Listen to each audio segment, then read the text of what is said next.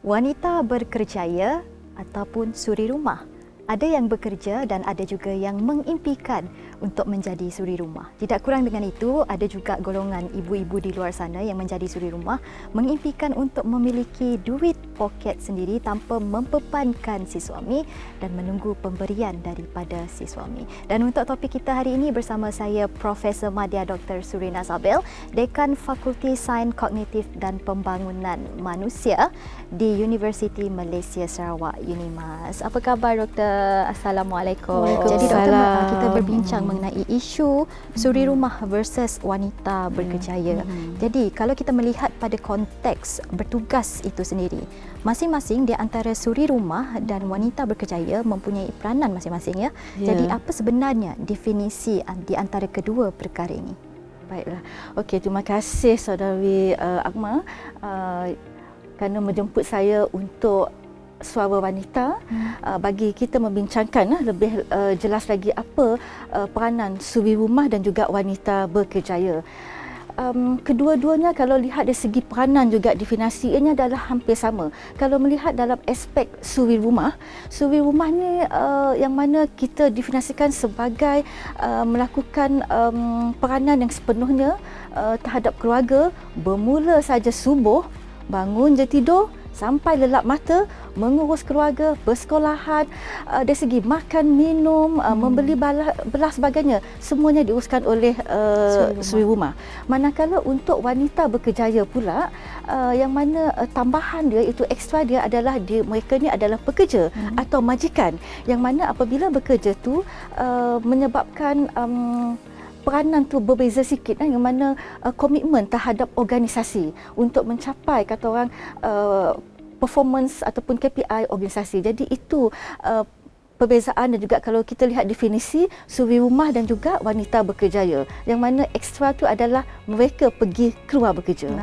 Jadi kalau di sini seorang suri rumah tu dia bekerja tanpa gaji, manakala yang berkerjaya pula bekerja dengan gaji. Jadi menurut doktor lah, di mana sebenarnya posisi ataupun keberadaan seorang wanita itu? Baiklah, kalau kita lihat kedua-duanya, baik dia suri rumah ke, wanita berkerjaya ke, kedua-duanya adalah bekerja. Kerana kalau kita lihat bekerja, kita perlu bekerja untuk meneruskan kehidupan dengan bermatlamatkan untuk mencapai sesuatu. Jadi sebagai suri rumah, apa yang dapat kita tekankan kat sini, ada matlamatnya untuk kesejahteraan keluarga, memastikan anak-anak tu terjaga dari segi makan minum tu semua, kesejahteraan keluarga, itu adalah konteks kalau kita sebagai suri rumah. Manakala untuk wanita berkerjaya, pada pandangan saya posisi dia adalah tambahan tadi, kerana kita ni adalah pekerja ataupun majikan. Jadi kalau lihatlah bebanan tu ada ekstra sikit lah. Jadi itu di antara cabaran-cabaran dia menjadi suri rumah dan juga wanita berkerjaya, dan mereka ini juga boleh mempunyai tekanan ya doktor. Isu ini kalau kita bincang 24 jam pun takkan cukup, takkan puas ya doktor. Apa kata kita berehat dulu seketika dan kembali selepas ini.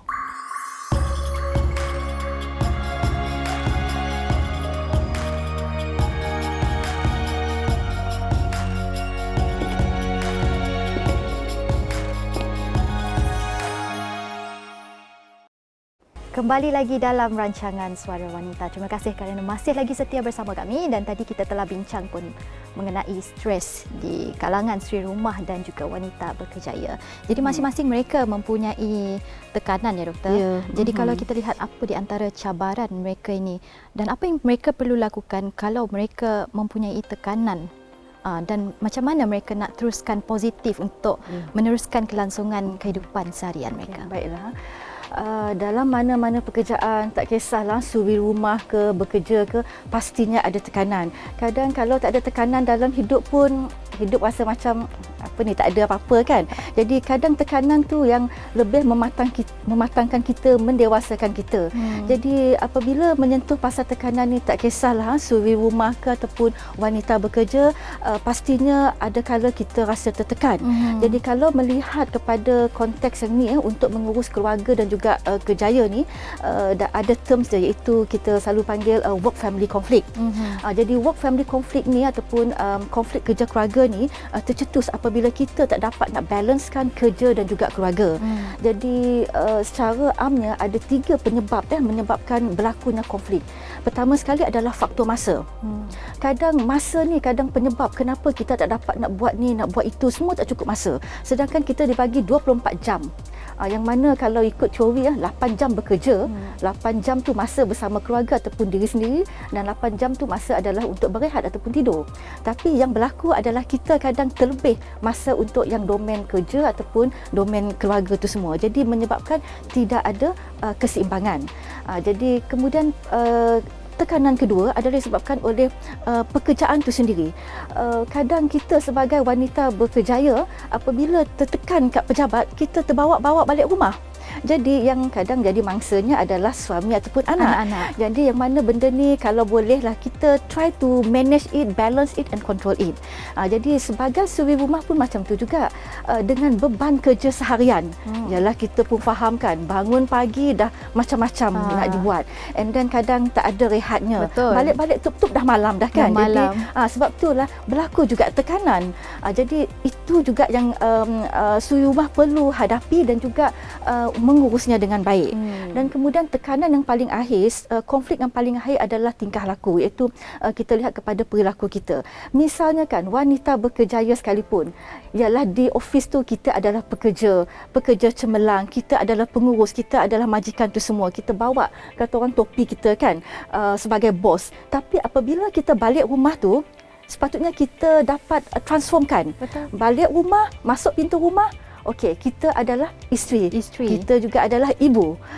Ataupun kita adalah juga anak kepada ibu bapa yang masih bersama dengan kita. Jadi di situlah peranan kita untuk adjust, adapt dengan role tadi, peranan tadi, supaya kita dapat mengimbangi kerja dan juga keluarga. Sama juga untuk para suami. Yang ni nak tekankan juga untuk para suami. Sebab para suami pun apabila di pejabat memanglah sebagai suami itu semua, tapi apabila balik rumah, jadi peranan tu sepatutnya membantu juga golongan para isteri, terutama sekali suri rumah. Jadi kadang kena faham, suri rumah ni bekerja 24 jam.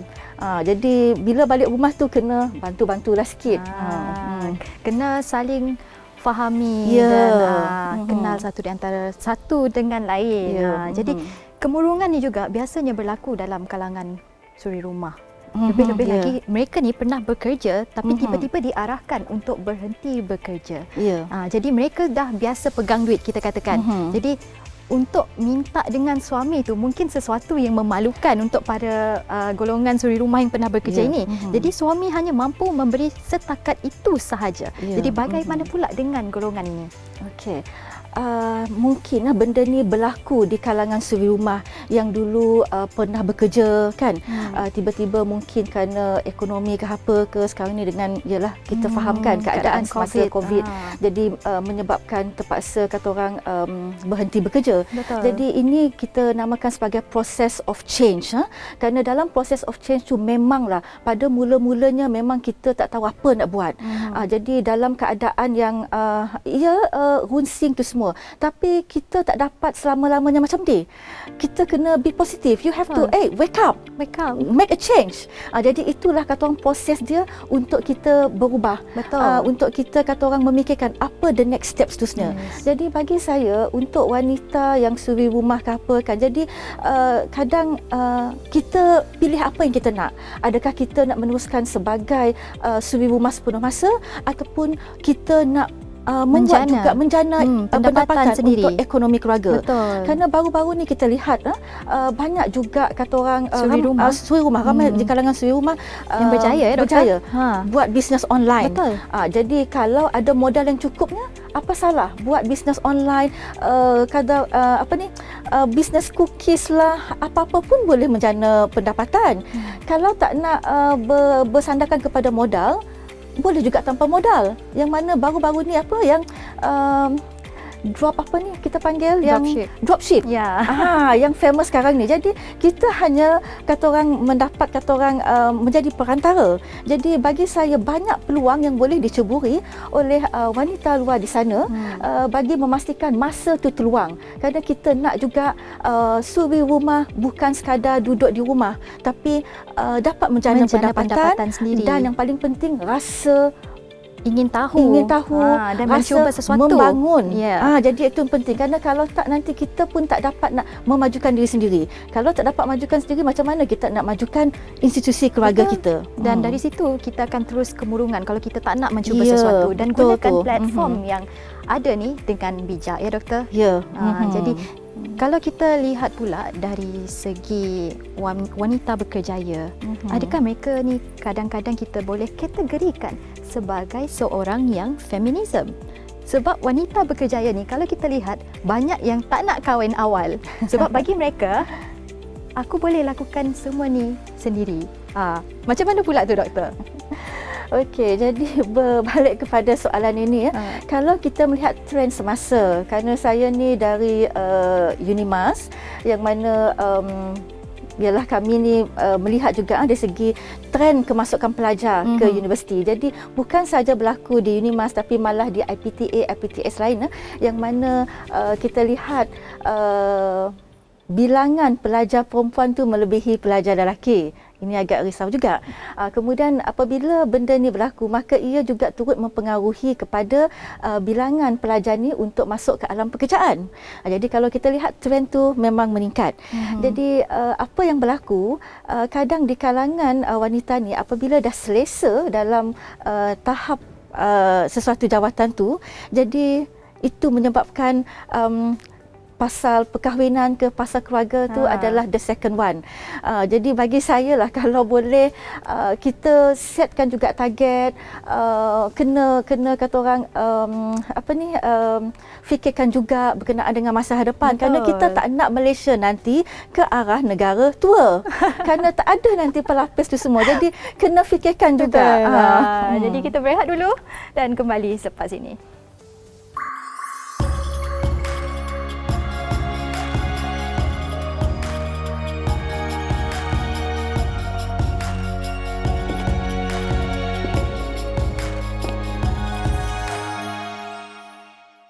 Cabaran sebagai seorang suri rumah tangga boleh dikatakan mencabar kerana kita sebagai seorang suri rumah tangga terpaksa menguruskan hal luar rumah tangga, kebajikan anak-anak dan suami, dan kita terpaksa membahagikan masa antara kerja rumah dan anak-anak.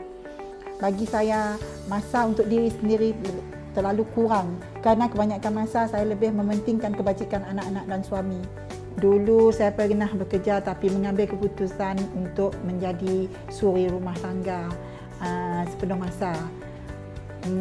Bagi saya, mungkin ramai yang tidak sanggup berhenti kerja dan ada juga yang dah berhenti tapi memilih untuk bekerja semula, untuk kembali bekerja. Dan saya juga pernah merasa rendah diri setelah memilih menjadi suri rumah. Mungkin kekurangannya dari segi kewangan dan masa untuk diri sendiri itu kurang sebenarnya.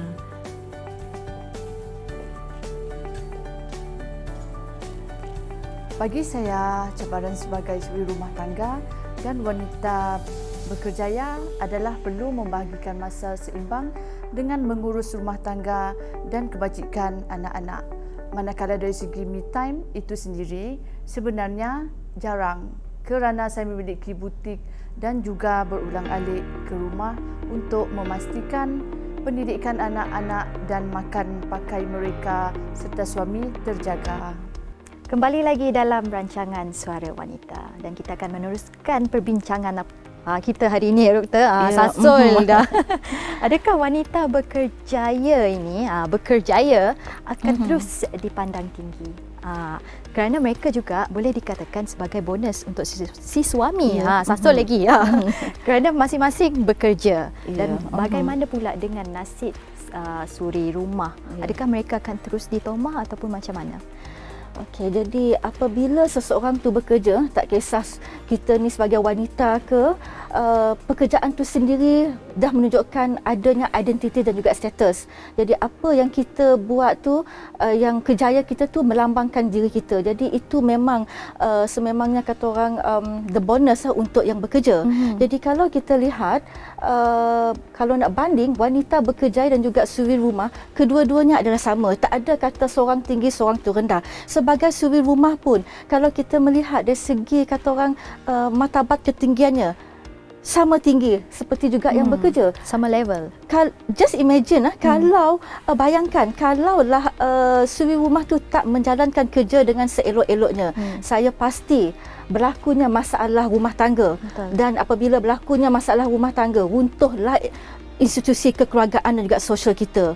Jadi bagi saya kedua-duanya adalah penting. Dan kalau kita lihat ada prinsipnya, iaitu a happy worker comes from a happy family. Jadi peranan suri rumah tu adalah penting, yang mana untuk memastikan kesejahteraan keluarga, memastikan suami apabila pergi bekerja dalam keadaan seronok, happy, barulah perform kerja. Betul. Untuk anak-anak, yang mana anak-anak apabila di rumah pun dah happy, dapat belajar dengan lebih bagus lagi di sekolah. Jadi itu yang kata orang, peranan sebagai suri rumah dan juga wanita bekerja tu memang adalah sama tinggi bagi saya. Tak ada kata orang kurang dan lebihnya. Itu tadi. Macam mana pula strategi untuk menyeimbangkan kedua-dua perkara ni, doktor? Mungkin doktor boleh kongsikan sikit. Okey, baiklah. Kalau kita nak lihat strategi sama ada kita sebagai suri rumah ataupun wanita bekerja, strategi tu sebenarnya terpulang pada diri sendiri. Masing-masing ada strategi dia. Kalaulah untuk wanita bekerja, kita selalu gunakan konsep segmentation, yang mana kadang work is work, home is home. Jadi the moment kita balik rumah, kita tak nak fikir pasal kerja. Kita fokus kepada rumah. Bagi suri rumah pun begitu juga. Kadang kita kena ada limit. Kerana apabila di rumah, ialah kerja rumah kalau ikut 24 jam tak habis. Jadi kita kena ada juga set masa untuk bersama keluarga. Riadah dengan keluarga, berkomunikasi dengan keluarga, kerana komunikasi dengan anak tu adalah penting. Kerana kalau kita lihat trend semasa ni, komunikasi dengan anak dah menurun. Kerana tahu je lah dengan pengaruh gadget, kadang anak dengan masing-masing dengan hal sendiri. Jadi kalau boleh kita nak membudayakan balik bersembang dengan anak-anak di rumah, luangkan masa dengan mereka. Jadi supaya keharmonian, permasalahan tu dapat diselesaikan. Jadi itu adalah segmentation work and family.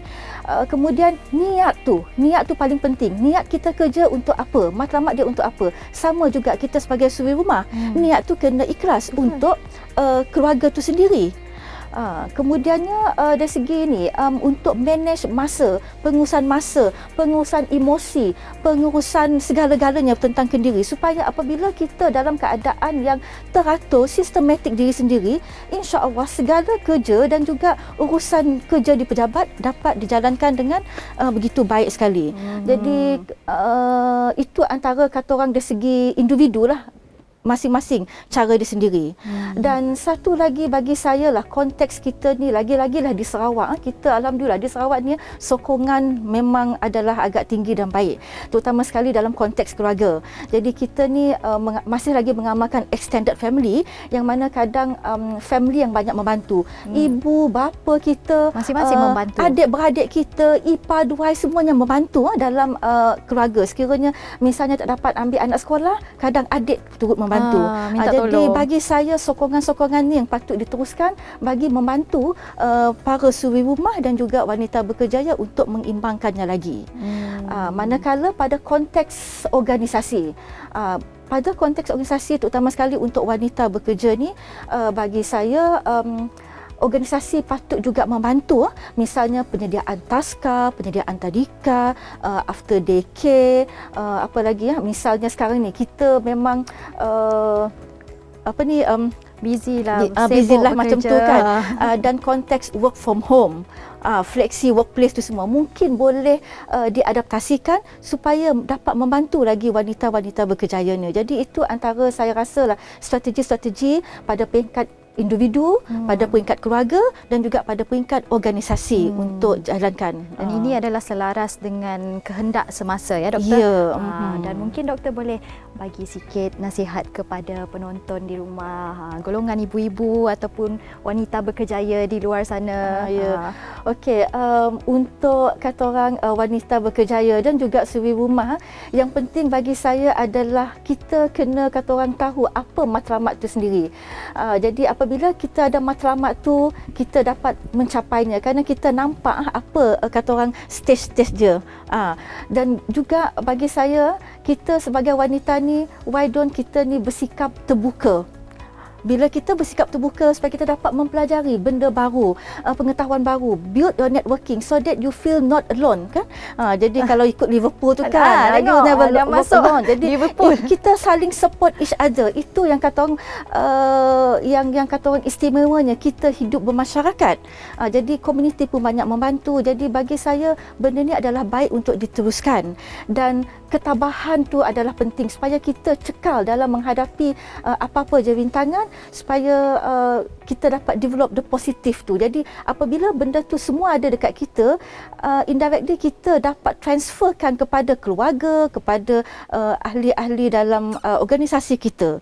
Jadi itu yang saya rasa perlu adalah dalam diri seseorang wanita, kerana aim kita untuk kesejahteraan tadi.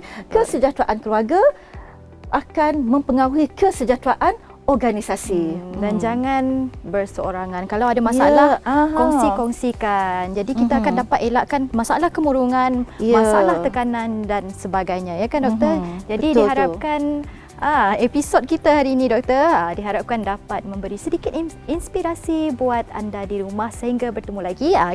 Kita dah di penghujung rancangan ni doktor. Kita pun tak sempat nak habiskan topik kita hari ini. Memang isu sangat hangat ya doktor. Jadi sehingga bertemu lagi di lain hari. Saya Akmal Saleh. Bye.